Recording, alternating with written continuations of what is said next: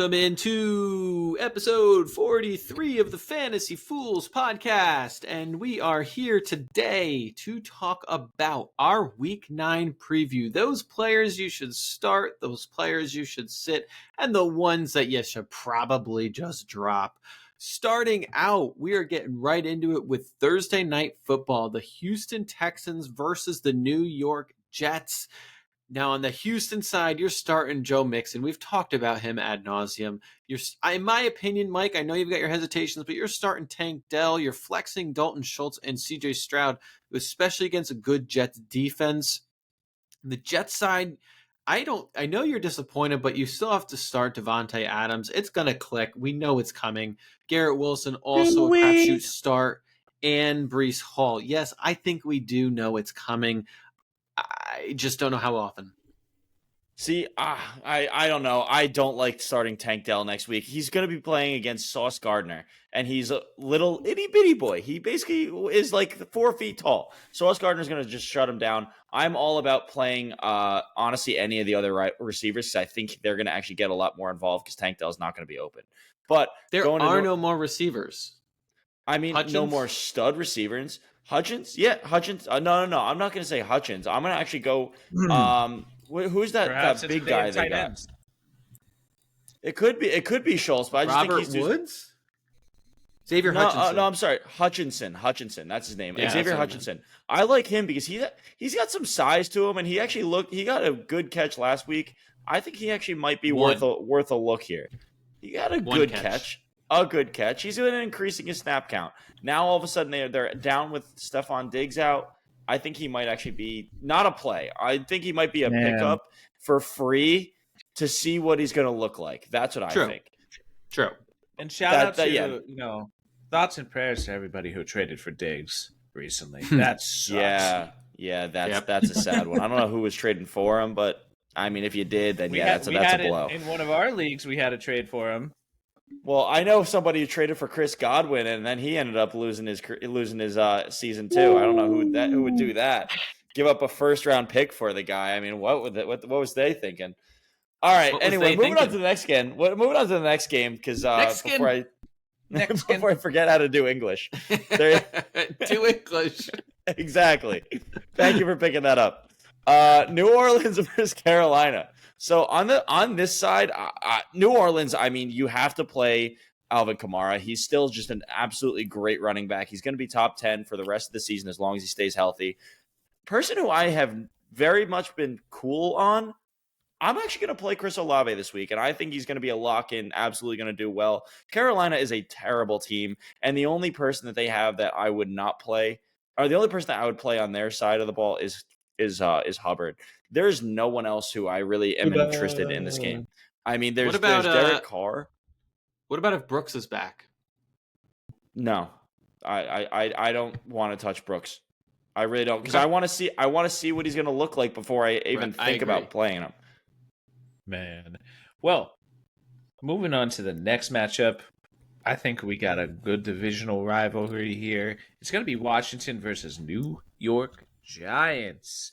Now, historically, Daniel Jones actually has done fairly well against Washington, and I believe his not first this loss, Washington. So his first loss to them came this year against Jaden Daniels. So historically Jones does well here. I don't think he will. Unfortunately, the Giants may also be without Tyrone Tracy, who's been awesome. I've been watching this guy, wondering how he lasted to the 5th round in the NFL draft. I found out he's already 24. I did not know that. So I get it. Shortened shelf life. But he looks awesome when he's on the field. I hope that guy returns soon. The other person, Neighbors, he's had a few drops. I think I'm hoping they're rookie growing pains and not things that will take till next season to be corrected. We saw him have 3 games in a row with over 25 points. So I still think he's a lock. The other side of the ball, Washington, you got McLaurin, you got Jaden Daniels, and you got Brian Robinson. I think all three of those guys are locks against a shitty New York Giants defense. Do you pick up Eric Gray off the waivers now that Tyrone Tracy's going to be out? Devin Singletary is the primary back, and he is off injury just 1 week into it. I think it could be a good shot in the dark. I don't think Tracy's going to miss more than 1 week, but I think it could be just a good dart throw if you're real desperate for a running back. If you're real desperate for running back, or you're in a 2-flex league. Yeah. I disagree. I mean, what are you going to – are you going to play him? Are you going to play Eric Gray? We heard Hello? I disagree and then play him. Are you going to play him? I think I would, if I was desperate for a running back, yeah, I would put him in my flex lineup because he's outperformed Devin Singletary before. He had a great That's preseason. A good point, Ty. He has had a decent season when they give him the ball. Week 5, he had 3 receptions, 4 targets for 50 yards. I don't hate that fact. Now, it'd be desperation. That is true desperation running back. When has he outproduced him? Yeah. Are you talking about week 2 when he had 0 attempts rushing and 0 receiving lines and he had 128 return yardage? All right, moving on to the Miami Dolphins versus the Buffalo. I'm just I saying asked if it you could were be a gonna good play him. dart shot throw. And I said I would consider flexing him. Okay, that's fair. I would not because he's not going to end up playing. And again, by the time he would actually prove to you that he's worthy of being in your lineup, you're going to have Tracy back. That's my point. The Washington Commanders have a bad run defense. You saw that when they versed Derrick Henry, who had, 140 yards. I think that they don't know who their running back is now, Devin Singletary or Eric Gray. All right. Well, we'll see next week. We should add this to Duel of the Fools. Who's going to get more points? That should be a Duel of the Fools pick. Okay, we'll have to remember that. I'm privately dueling you right now that Eric Gray will outperform Devin Singletary this week. And I will actually I will take that on as well. I will take that on. I don't think he will. All right, a gentleman's agreement. Huzzah! Huzzah! Moving on to the Miami Dolphins versus the Buffalo Bills. Look, you're starting the guys you drafted for Tua, Hill, Achane, Allen, Cook. I think from the flex side, the guys that we really want to talk about is Raheem Mostert, who did have coming off 2 rushing touchdowns. Jalen Waddle has Tua Tagovailoa back. We haven't seen Waddle produce, but maybe it's time to think about flexing him. Amari Cooper is I think still a flex candidate. He is a guy that is going to perform given the chance. And I think Keon Coleman is now entering that flex discussion, possibly even your wide receiver too, having 2 great weeks in a row with, I think, about 15 points each week. Just a guy that you might want to put in your lineup this week going up against a pretty, not super strong, an average deep Miami defense. I really like Keon Coleman actually going forward. I really like. I'm beginning to even get higher on Khalil Shakir. I think Amari Cooper showing up in this offense has actually opened up the entire passing game. So I'm actually really starting to like everybody in this offense who could be a pass catcher. Even Dalton Kincaid has been slow. He's been lacking, but you know what? He's showing up. So I do like that. Jordan, anything to add? Yep. No, you pretty much covered it all. All right, then moving on to the next game. LA Chargers versus Cleveland Browns. There we go. That took us a while. It did take us a little bit. I'm really liking what I'm seeing out of Cedric Tillman here. I think Tillman and Njoku are absolute locks, especially with Jameis Winston throwing the ball at this point, because he's good for 40 plus throws in every single game, and usually good for 2 picks, which just generate more throws, which is actually even better. For the LA Chargers, Dobbins is a lock. Dicker is a lock for your kicker. Outside of that, you have nothing but maybe plays. I mean, do you think Justin Herbert is a play in this matchup? Yes. I think Herbert and McConkey are going to connect. Again, they're going to both have pretty good performances. See, I'm not as high on you. I actually think not as high either. I think Herbert and McConkey connected last week, and I think that was pretty much like I said last podcast. Hey, we can still do this game, but I think they're going to go right back to the run game. That's pretty much it. Where do you go about Chubb? I don't think Chubb is a play. I think LA Chargers are going to have too good of a defense. I think they love stacking the box, and I just think he's going to get bottled up. Yeah, I agree. Even with how well Winston played, it's not going to click. Where to the point where he's going to be. If I'm playing him, it's not confidently. Yeah, I agree. I think this Chargers team is kind of like a sneaky team right now. They're flying really low under the radar. But they're winning. Well, that's what I mean. They're flying really. They're 4-3, but they have a sneaky decent defense. Their offense is finally starting to shape up. They're kind of like, I feel like they're going to be sneaking into that wild card position. If not, who's in their division? It's the Chiefs, so probably not going to beat them. But they're kind of, for me, a little bit of a sneaky team. They could be a wild card team, absolutely. Yeah. Yep, Jordan. Moving on to Jordan, take us into Patriots. The Patriots versus the Titans. What a dud of a game this is going to be. Yeah. To be honest, I think it's just going to be Stevenson and Pollard play those guys. I like Ridley in this game. Yeah, I like Ridley. Ridley does get a bump. I'm going to be honest. I think this was a once in a blue moon thing. This is not going. I'm okay. That's my hot take. This is not a sign of things to come with Calvin Ridley. He does not have great hands. I don't think he's going to be consistent. Yeah, last year his catch rate was 56%. That's not good. Yeah, but also he was on Jacksonville. You also got to think about who's throwing the ball. If Will Levis is throwing the ball, he comes back from his injury. I don't think Ridley is a start. If Mason Rudolph is the quarterback behind the helm, I expect more passing attempts. So I would expect Ridley to be fantasy relevant. And with Drake, if Drake May is out, which Levis we expect him to be, it. Yes, not accurately though. He loves to sling it into the stands. Okay, but I honestly, I don't. I mean, I play Ridley with caution. I don't think this is a sign of things to come. Stevenson, I agree. And Pollard, play them. Yep, I agree. Moving on to the Dallas Cowboys versus the Atlanta Falcons. You're starting guys like CeeDee Lamb, obviously.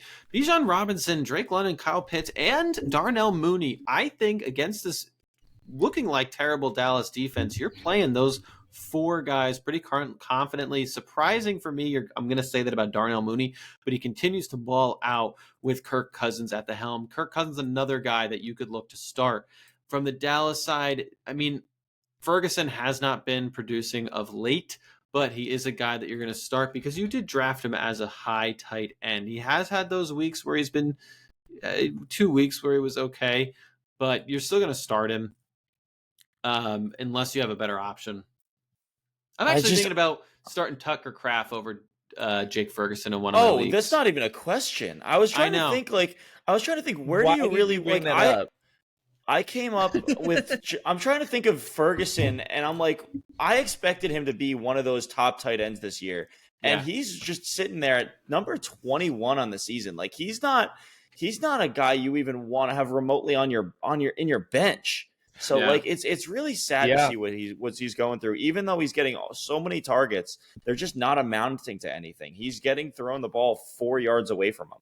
And I think that this was, I had him pretty high on my preseason rankings. I thought this was the year he leaps.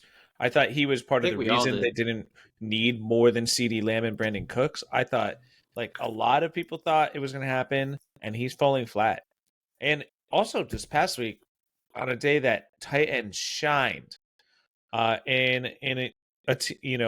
he's at a position where when receivers go down, typically tight ends get a little bump, like Cade Otton this past week.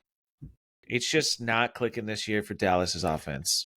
Yeah, and again, I think that kind of goes back to the offensive line. We've talked about it before, and we'll talk about it again. I mean, Dak taking all that money basically just left him out to dry, and now he's going to just keep doing poorly.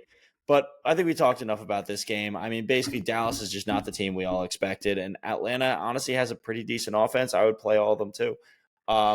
Moving on to a game where I am not as excited, but I do think this is going to be a blowout. I know Cincinnati has not looked the same as we all expected, but Cincinnati with Joe Burrow, Chase, and Higgins, they are all going to be locks. The only thing that's going to be a question mark, though, is Higgins going to play? I mean, he is dealing with that little hamstring injury, so he was out this week 8. If he comes back, he's supposed to be day-to-day. If he's back, I'd absolutely play him, and he's an absolute lock to me. If he's out, all of a sudden Gesicki becomes that sneaky play. I would choose Gesicki over Ferguson right now. I mean, he's actually drawing a lot of targets. Hard. It's hard to do. It's hard, but you know what? That's the line where Ferguson's at right now. Yeah. That's what I think. But on the other side, I mean, for Vegas, like you're talking tight end 1 on the season. I mean, Brock Bowers is looking absolutely stellar. He's the only real receiver in that lineup. And the only other person I would really consider playing, what do you guys think of Madison right now? Is he a trade 4 candidate? I don't think he's trade 4. I think he's definitely still, for me, that flex candidate. I'm not as high as you. I wouldn't trade a lot for him. Yeah. I just want to point this out. Going into playoffs, if you're a playoff team, how would you like to have a running back for your depth piece going against the Atlanta Falcons, Jacksonville Jaguars, New Orleans Saints for your playoff team? I wouldn't hate it. A guy who catches passes and goes against what I would consider one of the worst defensive stretches in the playoffs. I think it just find depends that very on interesting. It depends on your lineup. I mean, you might have got like there's guys I value Ladd McConkey over Alexander Madison any day, even going into the playoffs, just because you never know what you're going to get from this Raiders offense. Now, I'm opposite of you. I don't think this is going to be a blowout. I'm thinking Las Vegas is going to come ahead. They continue to actually perform. Last week, they were 7 points away from the Kansas City Chiefs, and that was with the refs on the Chiefs' side.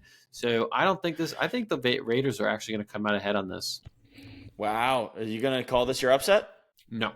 I'm okay. not huge on Madison. I think Zamir White has been performing very poorly. And I think if you were to compare his situation to RB situations in the past where you see that guy blow up, he's had the opportunity with how poor Zamir White has been. It's not like it hasn't been there. And I'm starting to feel like if it was going to happen, it would have already happened. Does that make sense? Yep. Mm-hmm. Yeah. Moving on to the next match, though, we got Denver versus Baltimore. I actually think this could be a really exciting game. You have Baltimore's defense, who is not the strongest especially against the pass. You have Bo Nix, who is coming off 3 out of the past 4 weeks. He's had over 20 fantasy points, and his passing skills are starting to actually click. I think Bo Nix might be a potential start this week if you either got a bye or an injury. And Javante's maybe in the flex. What do you guys think? I think Bo Nix is definitely a start. He's number 9 on the season right now. I think over the past 4 weeks, he's been awesome the past few weeks. And look what Jameis Winston did to this Ravens defense. He tore him up. I think Bo Nix has the opportunity to do the same thing. I agree. Bo Nix becoming the QB9 on the season, and all of a sudden really emerging only in the last 4 weeks. It's been really impressive. I actually think that he's really increased his running game, which I think has really helped him out. I do worry about him on this matchup, but I think going forward, he's going to be a great player down the playoffs. I agree. He's really clicking.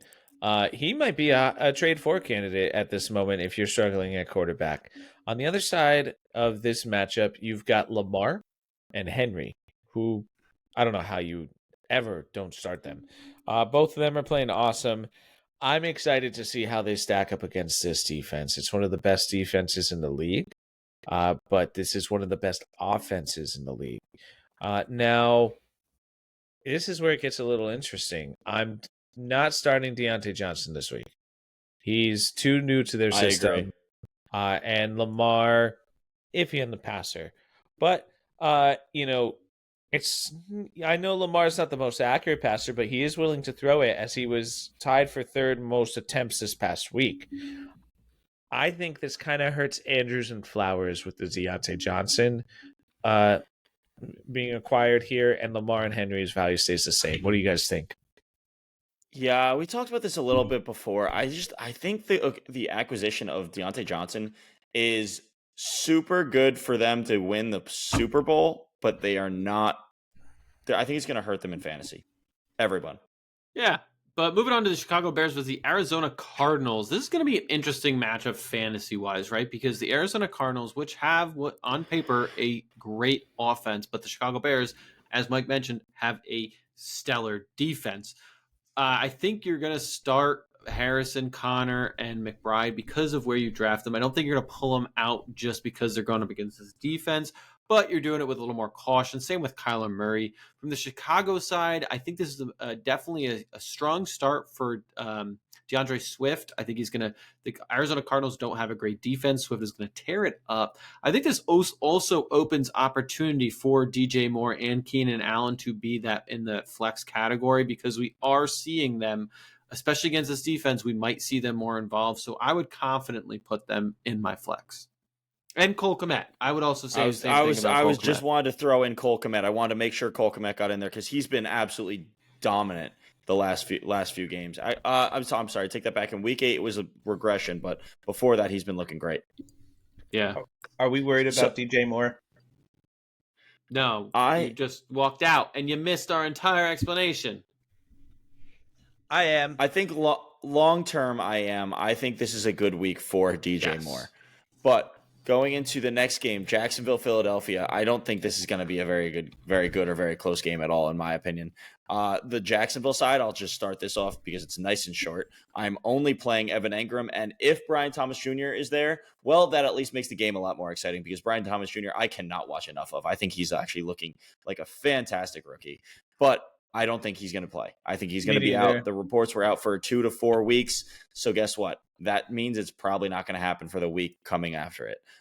Trevor Lawrence, he's someone you could lean on, but I don't want to. I'd rather play Stafford. I'd rather play Kirk Cousins. I'm leaning against Lawrence. Philadelphia side, Hurts, Barkley, Brown, and Smith. All the locks, all the players, you play them. The only one I'm hesitant on is Goddard, but even him, just because I'm like, you know what? Include him, throw him in there. Why not? What are you doing with Tank Bigsby? Are you starting Tank Bigsby against the Eagles? No. If Etienne's out, is he a confident start? Bigsby? I just said I'm not starting. Maybe in the flex if Travis Etienne's out. I think it's going. Tank Bigsby is a start. I don't think Bigsby's a start because I think it's going to be very similar to what Detroit did, except what Detroit did last week to who'd they play? Who they just blow out?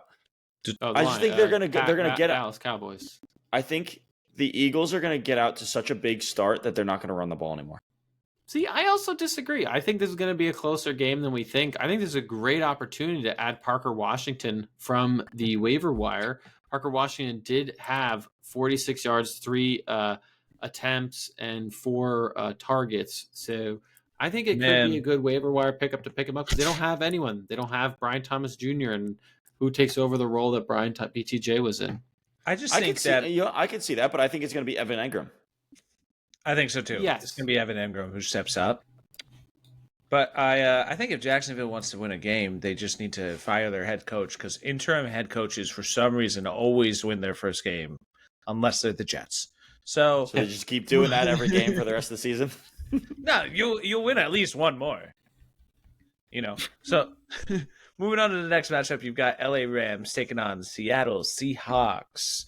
Now, I'm pretty excited for this matchup. It's a divisional game.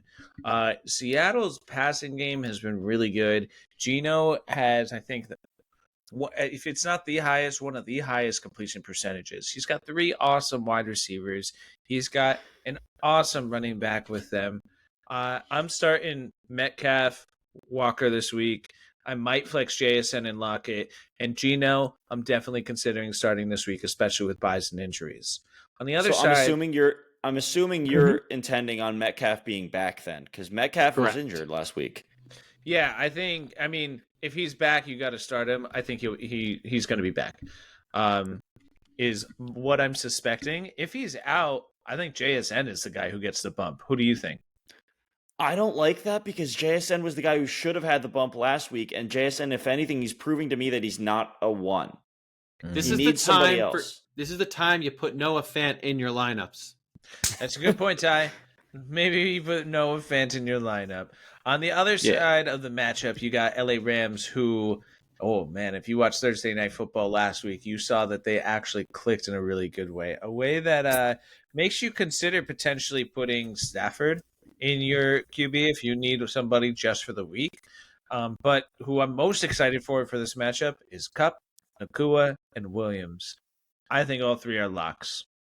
Yeah, Stafford was actually almost my surprise of the week last episode. Instead, I did go at Cedric Tillman, but Stafford, he was a guy I was so low on. I was ready to get rid of him in our Dynasty League, and I just, on a crapshoot, put him in my lineup, regretted it, saw him perform, and was super happy. I actually didn't realize you played him. I did. I was not sold on Stafford until the weapons came back, and I think he's absolutely a play this week because Geno is going to like to throw the ball. I agree with you. I think Metcalf is back, which means their offense is going to cook, which I think means Stafford is going to have to throw and have their offense cook. I think all 4 of them are plays on the Rams side. Yep. Moving on to the Detroit Lions versus the Green Bay Packers. I think this is going to be a real close game, and I hate to say it. It's a divisional game. It's a divisional game. Yes. Okay, I was right. Lions are cooking, so you're starting all the guys you normally would. Jahmyr Gibbs, Monty, Amon-Ra St. Brown. And again, Laporte is starting to move into that confident start category. I think it also flex Jared Goff because how close this game is going to be. They're going to have to throw it, but again, they love their running back, so it is definitely something to consider. Josh Jacobs, Jordan Love, I think those are the guys that you're going to start as well. Green Bay does have a great run defense, but with Aiden Hutchinson out, I think Josh Jacobs is definitely a confident play. From the wide receiving side, I think I'm just not sold on any of them being starts. Jalen Reed, Romeo Doubs, Christian Watson. I'm not super I'm not sold on starting them commonly, so they're still flex categories for me. Reed and Dobbs especially. Watson, I think we're starting to see him getting weeded out of the offense. I think Watson is actually a drop at this point. He's now becoming someone who's just taking up a bench spot for you. And I also just want to point out, you're saying that Love is injured. Love is also hurt right now. True. So we gotta really be worried about them. Nothing specifically came out saying that he'll be held back. It's hopeful and likely that he will be playing. Now, it's really hard for me to change my opinion on these receivers because, changing it from what it was prior to this week, because we had Malik Willis in.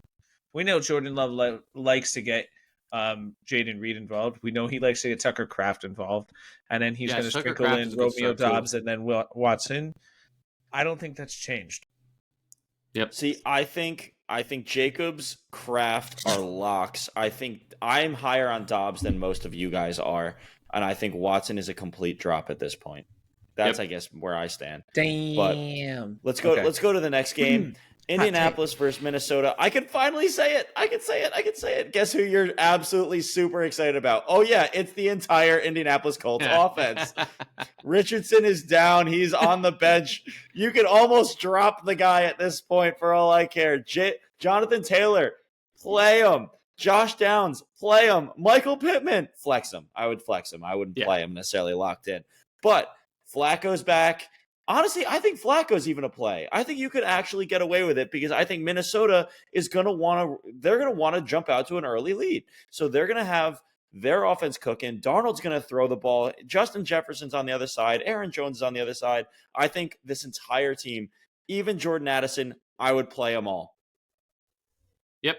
I think you are 100% right. Man, moving on to the next matchup, we have what I am really hoping is going to be just a classic Monday Night Football game. This is my upset of the week. I need to say it before we move on.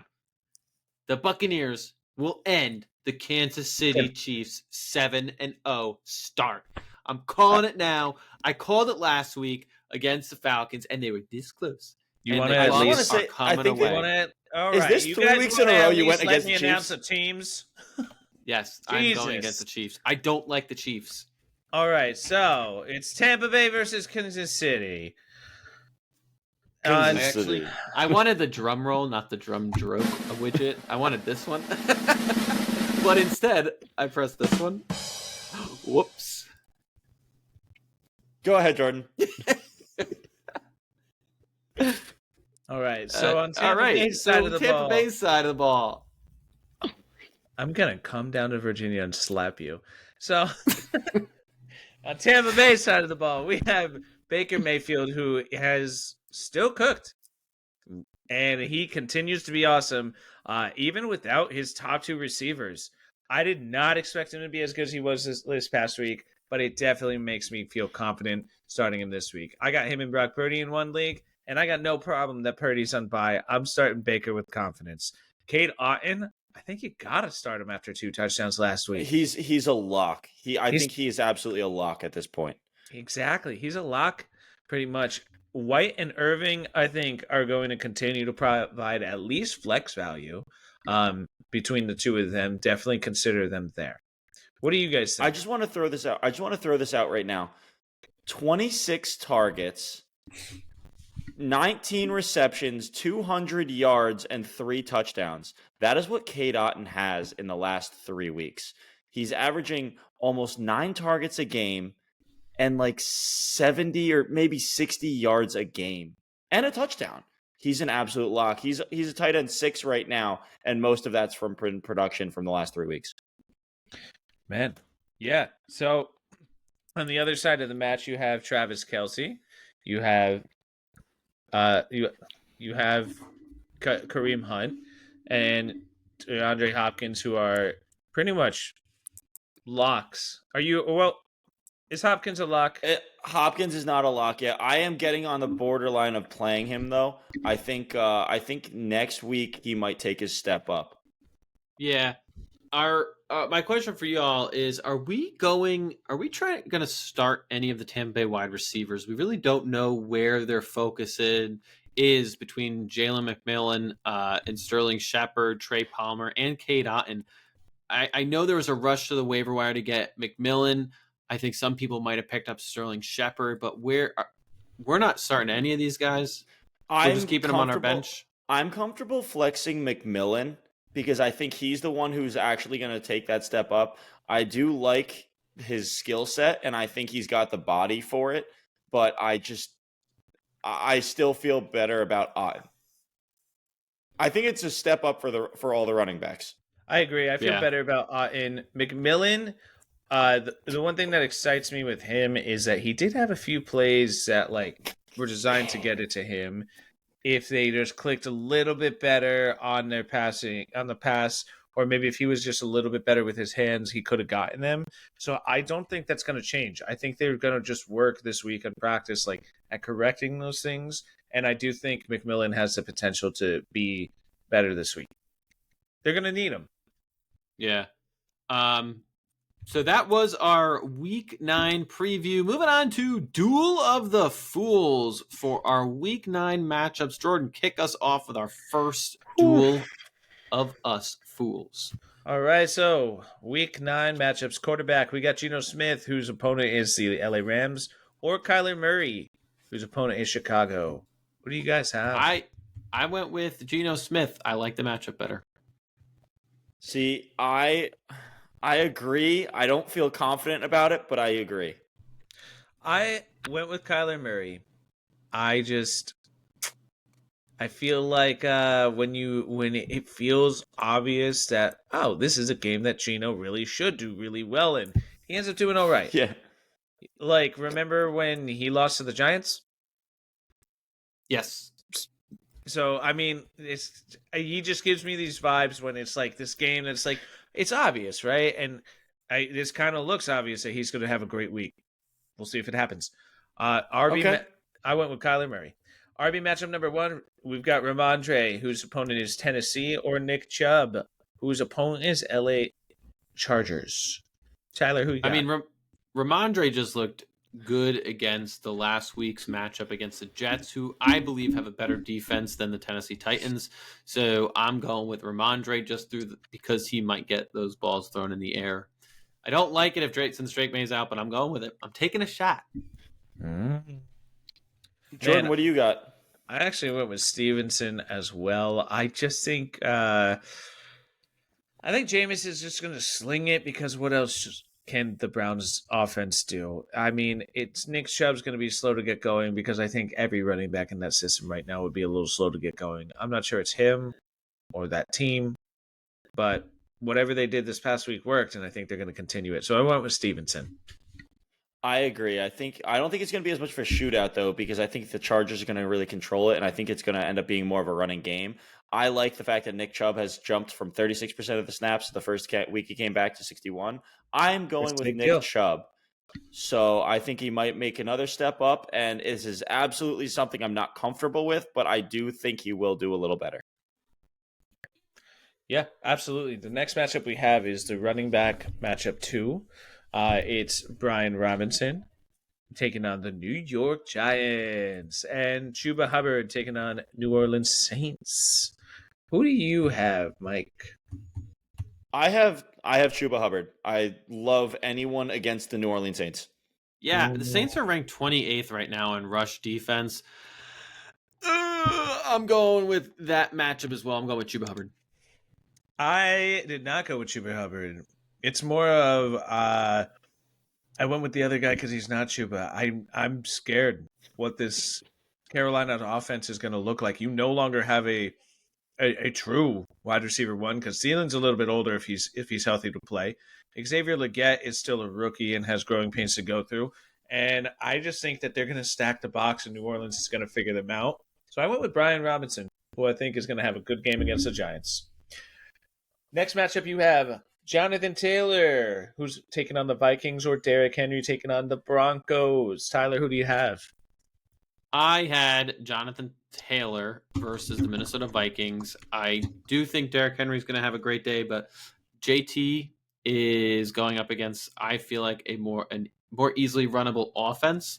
So going against Jonathan. And they got Joe Flacco. Everyone performs better with Joe Flacco on board. That's true. Mike, who do you have?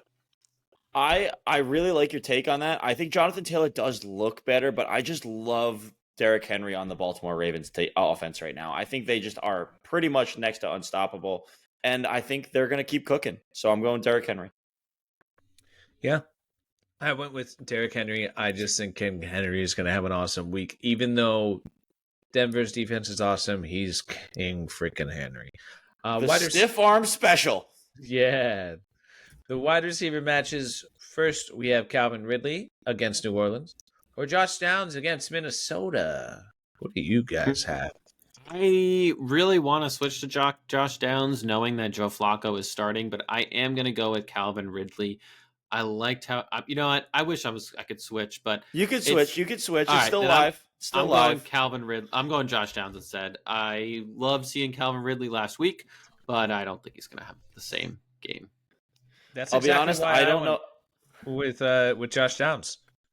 I think he's going to click with Flacco. I don't think Calvin Ridley repeats. I agree. So I'm also going with Josh Downs. So. Are you serious? You changing? Look at those live changes. Watch. Calvin moving on. Going to have another bomb awesome week. And then I'll go with Calvin Ridley. Oh, God. All right. Wide receiver matchup 2. We have A.J. Brown, who's taking on Jacksonville. And we've got Jamar Chase, who's taking on Las Vegas. Man. The only reason I went with Jamar Chase in this matchup, because I think Jamar Chase is going to get 2 receptions for 110 yards with a touchdown. And that is maybe it. 2. Then they're right. And then they're going to just not use him at all. They're just going to keep him on the sideline. But I do think this is going to be closer than we expect now that I'm remembering what my previous comments were. So I'm sick with Jamar Chase. See, man, I don't think it's... Sorry, Jordan, go on. No, I agree. Jamar Chase. See, I'm going with A.J. Brown here. I think Jacksonville is one of the teams that gives up the most points against the wide receivers. I think they're going to end up having a little bit of a shootout here. I really do. And I think A.J. Brown's going to be the beneficiary of it. Yeah, I agree. Wide receiver matchup 3. We have DJ Moore taking on Arizona, or Jalen Waddle going against Buffalo. Jalen Waddle. I have DJ Moore, even though he disappointed me this past week in a pretty big way. I I don't think that's like going to be a sign of things to come. I think he's either going to boom or he's going to bust with Caleb Williams. He's either going to put up 5 points or he's going to put up 18. But I think this week he's going to have a good week. I agree. I'm also choosing DJ Moore. I actually went with Jalen Waddle. I do like the matchup for DJ Moore, but I think there's a lot of mouths to feed in that Bears offense. Now, the same can be said about the Miami Dolphins offense as well, but Jalen Waddle every year has one game where he gets like 4 touchdowns and 210 receiving yards. I don't think it's going to be that egregious, but this is going to be his week where he has his boost and then you never see him again. Man. Yeah, I was very tempted about it. I really was. I do like Jalen Waddle, I guess, for this matchup because I think because of the down week last week, they're going to do their best to try and get him involved in this next game. But I still have to go DJ Moore. All right, let's go into the tight ends. Last matchup, one. We got tight ends. Evan Engram, Philadelphia Eagles, is his opponent, or Travis Kelce taking on Tampa Bay. I went with Evan Engram. I think this is going to be a closer game than Mike thinks, which is why I know Mike went with. I went with Travis Kelce. You are correct. But you're wrong. I think it's gonna end up being a shootout for Travis Kelce versus Tampa Bay because that's all Baker likes to do. And when Baker likes to throw the ball, it's gonna mean the other team's gonna like to throw the ball. And where do they want to throw the ball? Pat Mahomes wants to connect with Mr. Kelce. We'll see. Jordan, you went with Evan Engram as well? I sure did. I think with Brian Thomas Jr. out, Evan Engram's gonna pop. All right. Well, that about does it for our Duel of the Fools. And you know what? That also about does it for episode number 43. I'm still killing it with segues. Anyway, thanks for listening. That was a good segue. I'll give you that. Thank you. You're welcome. You're welcome, fools, for the entertainment. That was episode 43. We look forward to seeing you next week. That does it for this week's episodes. And join us next week. We're getting to week 10. Have a good week, fools. Good luck in those fantasy matchups. Bye.